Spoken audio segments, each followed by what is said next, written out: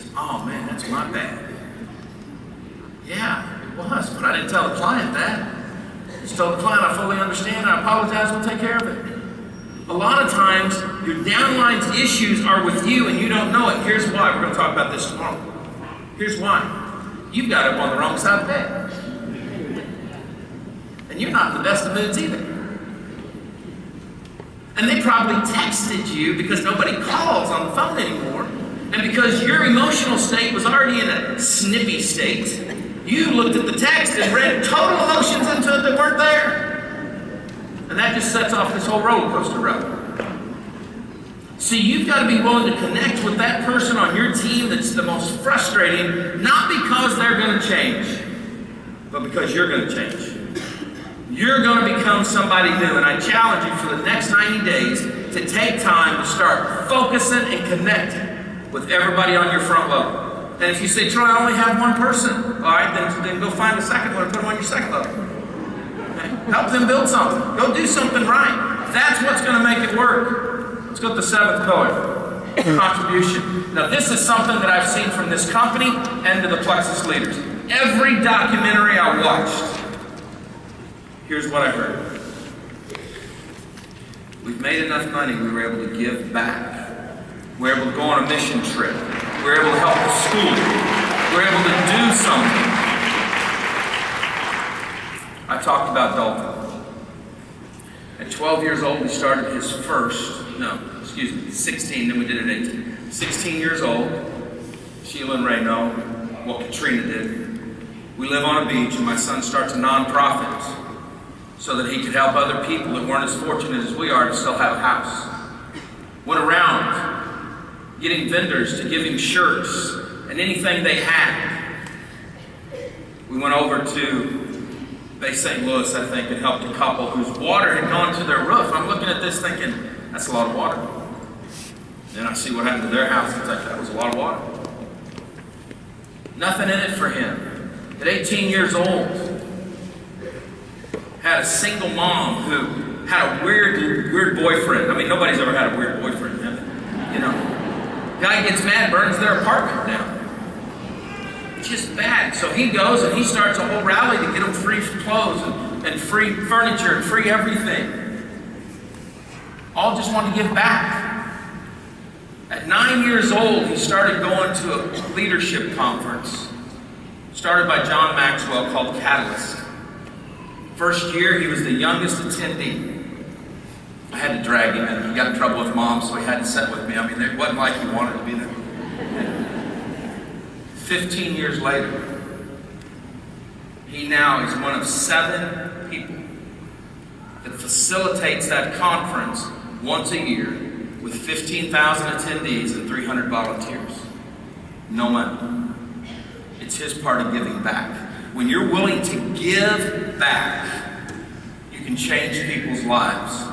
Cassie is my 19-year-old, leaves next week for Guatemala for a month. 2 years ago, it was for 1 week. Not with a church group, not on a mission trip.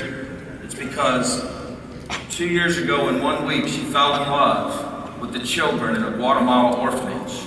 And every year has raised her own money to be able to go serve for a month in that orphanage for those kids. You need to find whatever you've got here that you can contribute to. And that may include your team members. Find out what they're going through in their life. That's what's going to matter. Consistency. People love to see the little things done consistently. Your actions, your words, everything. That's what it takes for you to build what you're supposed to build. You have to be willing. Now you got to ask yourself, are you? Are you consistent with what you say and how you act? I'm over my time for just a few minutes. I don't want to keep it, but I'll share a situation. A lot of you that follow us know that we do a lot of coverage on the network marketing arena, good, bad, indifferent, we cover.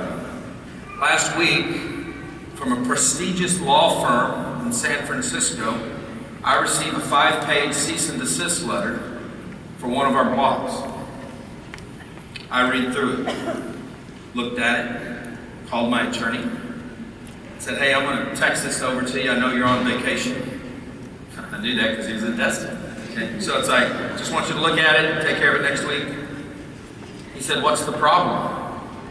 I said, I didn't write this.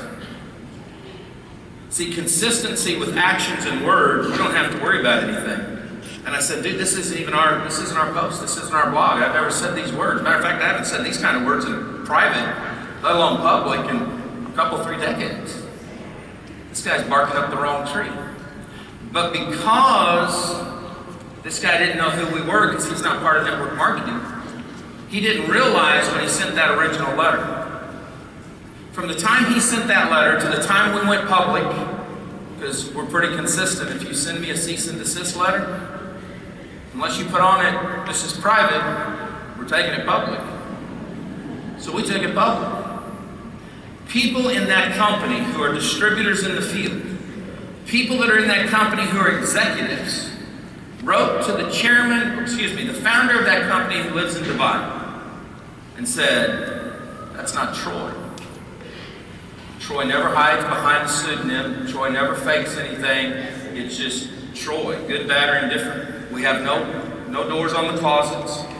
I mean, who else is going to get up here and wear a fuchsia shirt at a peak conference? So, you just get what you get, okay? When you're consistent, your actions and your word, your integrity, all 8 pillars line up. And you never have a problem. I want to go through these real quick because I want these guys to let you guys go. These are purpose questions. I'm going to send this out. You guys will be able to get it. You don't have to write it down. But you've got to be able to drill your purpose in and drill it in deep. And the only way that you can do that is to ask yourself the question, why am I even here? What am I doing Plexus for? What problem am I solving? Who are you solving it for? Will the people really care?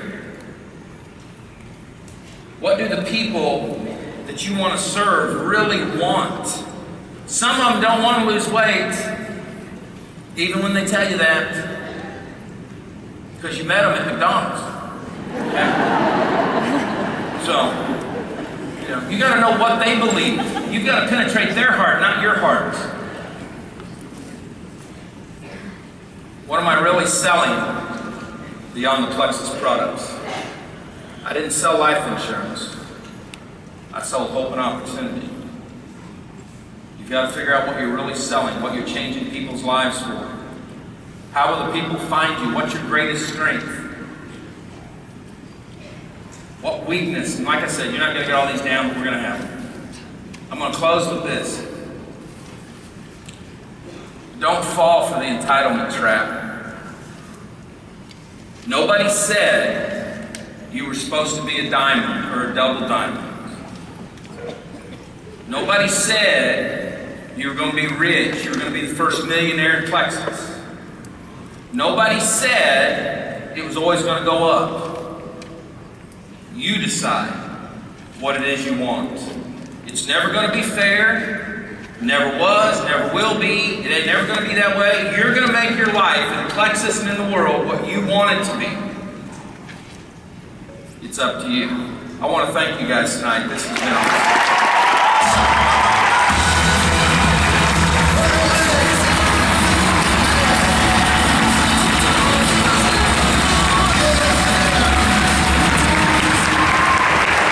They were quite good.